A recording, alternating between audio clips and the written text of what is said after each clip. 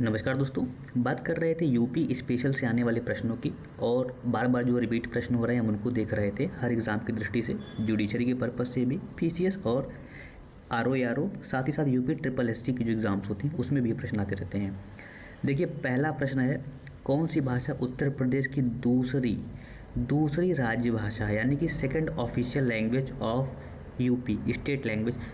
तो उर्दू है, जिसे 1989 में द्वितीय राजभाषा का दर्जा दिया गया था। तो कई बार आ जाता है, याद रखिएगा, उत्तर प्रदेश राजभाषा अधिनियम 1951 है। तो यूपी का जो राजभाषा अधिनियम है 1951, उसमें पहली भाषा के तौर पर इस अधिनियम में तो हिंदी शामिल हुई थी, लेकिन दूसरी भाषा हमारी उर्दू है। अगला प्रश्न देखिए, 1991 से 2001 के दौरान उत्तर प्रदेश में साक्षर व्यक्तियों की प्रतिशत वृद्धि कितनी दर्ज हुई थी? तो 1991 से 2001 के दौरान साक्षर व्यक्तियों का प्रतिशत जो था वो 16.7 था और 2001 से 11 के दशक में साक्षर व्यक्तियों की जो वृद्धि हुई थी वो 11.34 हुई थी। तो अभी हमें क्या ध्यान देना है, 2001 से 11 वाली जनगणना में ये कितनी हुई हमारी, 11.34। तो प्रश्न में ये भी पूछ सकता है 11.34, लेकिन यहाँ पर हमसे 1991 से 2001 के बीच में पूछा है, जिसका आंसर हमारा हो जाएगा 16.7, ऑप्शन बी। तो 1991 से 2001 के दौरान साक्षर व्यक्तियों में प्रतिशत वृद्धि ज़्यादा हुई थी और 2001 से 11 के बीच में फ़िलहाल 11.34 है। 2011 की जनगणना के अनुसार उत्तर प्रदेश में किस जिले की जनसंख्या सबसे अधिक थी? तो प्रयागराज, आप जान रहे हैं, इलाहाबाद की जनसंख्या, उसके आधिकारिक आंकड़े 60 लाख से कुछ कम थे, यानी 59,54,391 आता है। तो 60 लाख से कुछ कम 59,54,000 था। लखनऊ हमारा 45 लाख था, कानपुर भी 45 लाख था, लेकिन लखनऊ कानपुर से ज़्यादा था, और गोरखपुर हमारा 44 लाख से कुछ ज़्यादा था। लखनऊ योजना का संबंध किससे है? बहुत महत्वपूर्ण प्रश्न है, कई बार आ चुका है लखनऊ योजना। ठीक है, तो याद रखिएगा, भारतीय सड़क कांग्रेस 1981 माफ़ कीजिएगा, भारतीय सड़क कांग्रेस 1981 में एक योजना लेके आती है जिसे कहा जाता है कि महत्वाकांक्षी योजना थी, लखनऊ योजना। इसका उद्देश्य क्या था? सड़क निर्माण और सड़क का मरम्मत करना। ठीक है ना, तो सड़क निर्माण एवं उसके मरम्मतीकरण से संबंधित लखनऊ योजना 1981 में भारतीय सड़क कांग्रेस द्वारा ले आई गई थी। बस इतना चीज़ें पर्याप्त हैं इस प्रश्न के लिए। उत्तर प्रदेश में उर्दू को द्वितीय राजभाषा का दर्जा मैंने पहले ही आपको बता दिया कि जो उत्तर प्रदेश राजभाषा अधिनियम 1951 था उसमें पहली राजभाषा के रूप में हिंदी आई, और 1989 में चूँकि यूपी में मुस्लिम आबादी अच्छी खासी है और उसको ध्यान में रखते हुए, माइनॉरिटी का सम्मान करते हुए, उसे दिखाने के लिए, क्योंकि तहजीब में भी हमारा उर्दू अदब जो है या लखनऊ है उसमें भी इसका बहुत बड़ा रोल है, 1989 में इसे दूसरी राजभाषा का दर्जा दिया गया। इसको ध्यान में रखते हुए उत्तर प्रदेश में कृषि विश्वविद्यालयों की संख्या क्या है? तो ये प्रश्न अगर आपसे पूछे, उत्तर प्रदेश में कृषि विश्वविद्यालय, तो कुल 5 हैं। अब 5 कौन कौन से हैं, कई बार पूछ लेता है कि ये कृषि विश्वविद्यालय कहाँ पर है, तो हमें ये भी याद रखना चाहिए।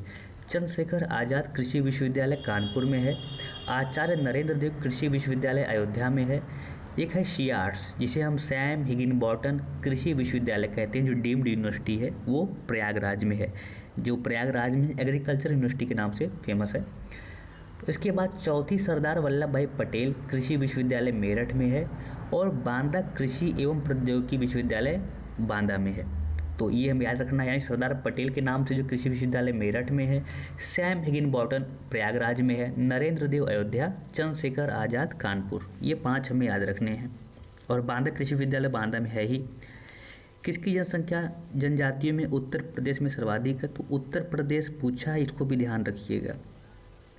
अब ये देखिए, बनरावत, सहरिया, थारू और धुरिया, इनका वो दिया है, लेकिन उत्तर प्रदेश में जनगणना 2011 के अनुसार थारू जनजाति सबसे ज़्यादा है।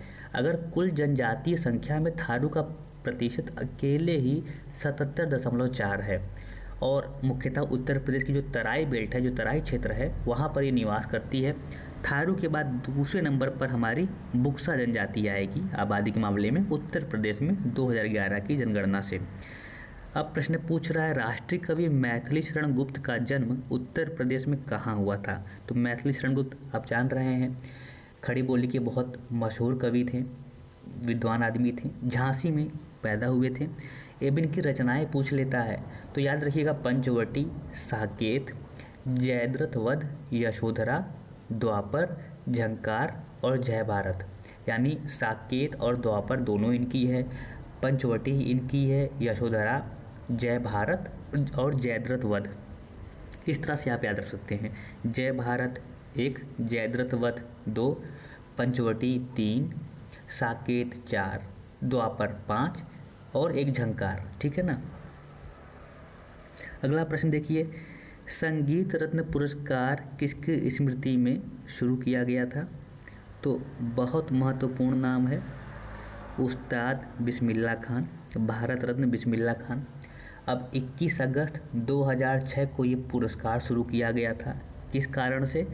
क्योंकि इसी दिन 21/8/2006 को बिस्मिल्लाह खान का निधन हुआ था। और बिस्मिल्लाह खान जाहिर सी बात है शहनाई के सबसे बड़ा नाम, 90 वर्ष की आयु में बनारस में निधन हुआ। अब इससे प्रश्न क्या बनेंगे, भारत रत्न मिला था, ठीक है, याद रखिएगा इनके साथ लता मंगेशकर जी को भी इन्हीं के साथ भारत रत्न मिला था। पहली प्रस्तुति इन्होंने 1930 में ऑल इंडिया संगीत सभा प्रयागराज में की थी। और पैदा कहाँ हुए थे? तो 21 मार्च 1916 को बिहार के डुमरांव में हुए थे, शहनाई वादक परिवार में। अवध राज्य जिसे अवध भी कहा जाता है 1722 से 1856 तक मुस्लिम शासकों का शासन था। अवध पर शासन करते समय शासकों ने निम्नलिखित में से कौन सी उपाधि धारण की। तो अब आप जब इस प्रश्न को देखते हैं तो क्लियर हो जाता है कि आप भाषा के तौर पर भी जानते हैं नवाब। ठीक है ना। जब हम नाम सुनते हैं, इस स्थापना किसने की थी, जो 1772 डेट लिखी है 1700, तो हम किसका नाम जानते हैं, सादत खां बुरहानुल मुल्क की। अब अंतिम नवाब कौन थे? तो अंतिम नवाब हमारे वाजिद अली शाह थे। इनका नाम काफ़ी फेमस है वाजिद अली शाह का, ख्याल गायकी में भी। और 1856 में लॉर्ड डलहौजी ने ब्रिटिश शासन के अधीन कर लिया इस पूरे शासन को, तो अंतिम नवाब हमारे नवाब वाजिद अली शाह ही थे।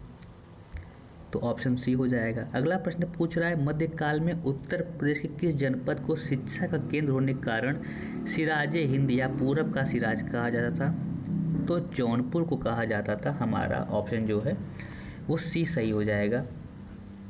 अब सिराजे हिंद शेरशाह सूरी से लेकर के मलिक मोहम्मद जायसी यहीं से पढ़े हुए थे।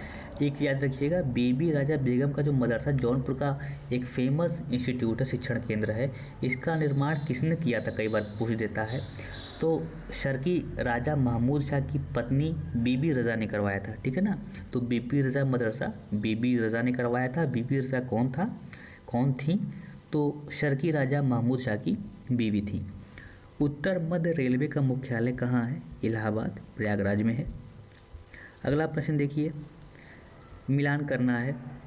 तो अब देखिए, अगर आप केवल एक पता है कि उत्तर प्रदेश में एक ही है नरौरा जो बुलंदशहर के पास पड़ता है, तो डी अगर हम 1 कर दें तो हमारे 2 ऑप्शन अपने आप में एलिमिनेट हो जा रहे हैं।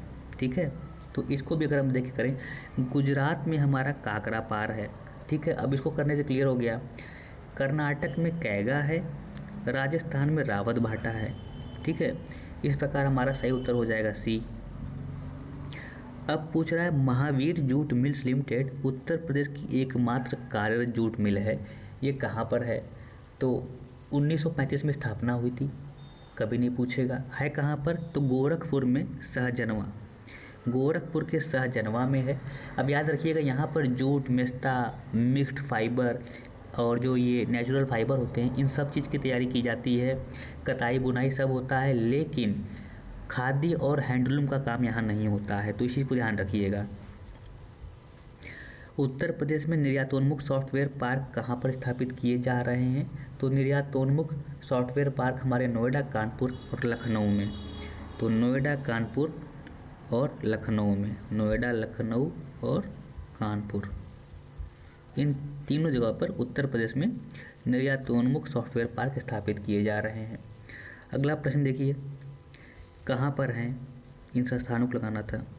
तो उर्वरक कारखाना इफ़को का हमारा फूलपुर में है, बड़ा फेमस है। कृत्रिम अंग के लिए कानपुर, टेलीफोन इंडिया ITI जो है वो रायबरेली है, और ट्रांसफार्मर फैक्ट्री झांसी में है। तो ये उत्तर आपका इस प्रकार से ऑप्शन सी सही हो जाएगा। परीक्षा बांध किस नदी पर बनाया गया है। तो परीक्षा बांध हो, माता टीला बांध हो, ये दोनों हमारे बेतवा नदी पर हैं। 97वें प्रश्न का उत्तर सी हो जाएगा। याद रखिएगा, जो परीक्षा बांध है इसके जलाशय का उपयोग बिजली उत्पादन के लिए होता है, जो कि परीक्षा थर्मल जो पावर प्लांट है वहाँ पर दिया जाता है। और बेतवा नदी यमुना से कहाँ मिलती है, कई बार पूछा, तो हमीरपुर के निकट जाके ये यमुना से मिल जाती है। बेतवा नदी हमीरपुर के निकट यमुना से मिल जाती है। अगला प्रश्न देखिए, रानी लक्ष्मीबाई बांध परियोजना, रानी लक्ष्मीबाई बांध परियोजना कहाँ पर निर्मित है। तो ये भी बेतवा नदी पर है। और किन राज्यों की संयुक्त परियोजना है। तो रानी लक्ष्मीबाई संयुक्त परियोजना कहाँ की है, MP और UP, मध्य प्रदेश और UP की। बेतवा नदी पर है, MP और UP की ये संयुक्त परियोजना है। और जिले पूछते थे कहाँ कहाँ फैली, कितने एकड़ में सिंचित करती है। तो प्रभावित जो ललितपुर, झांसी, हमीरपुर और जालौन जो एरिया है वो इसके प्रभाव से काफ़ी कुछ कृषि कार्य वहाँ पर होते हैं। आम की लंगड़ा किस्म, देखिए लंगड़ा दो हैं। एक क्षेत्र पूछता है आम का तो मलिहाबाद आ जाता है जो लखनऊ के पास है, लेकिन यहाँ पर आम की लंगड़ा किस्म पूछ रहा है तो लंगड़ा आम बनारस का फेमस है। इसके अलावा आपको याद रखना जो चौसा आम है, चौसा आम हरदोई और सहारनपुर यहाँ का फेमस है UP में। और दशहरी आम लखनऊ और मलिहाबाद, तो लखनऊ मलिहाबाद एक ही क्षेत्र, तो दशहरी आम वहाँ की उत्पत्ति कहा जाता है। और चौसा आम हरदोई और सहारनपुर का फेमस है, ठीक है ना, तो इसे याद रखिएगा। उस जनपद को चिन्हित कीजिए जिसमें जानवरों के लिए पॉलीक्लिनिक नहीं है। तो 3 जो पॉलीक्लिनिक है वो हमारे पास गोरखपुर, मुजफ्फरनगर और लखनऊ में है। गोरखपुर, मुजफ्फरनगर और लखनऊ। तो कहाँ पर नहीं है, तो हमारे पास झांसी में कोई पॉलीक्लिनिक नहीं है। तो इसका आंसर हो जाएगा ऑप्शन B। तो इस प्रकार ये 20 प्रश्न हो गए। उम्मीद है इससे काफ़ी सहायता मिली होगी। ऐसे कई वीडियोस के माध्यम से हम आपको अन्य वीडियोस उपलब्ध कराते रहेंगे जिससे आप रिवाइज कर पाएँ। धन्यवाद, शुभकामनाएँ।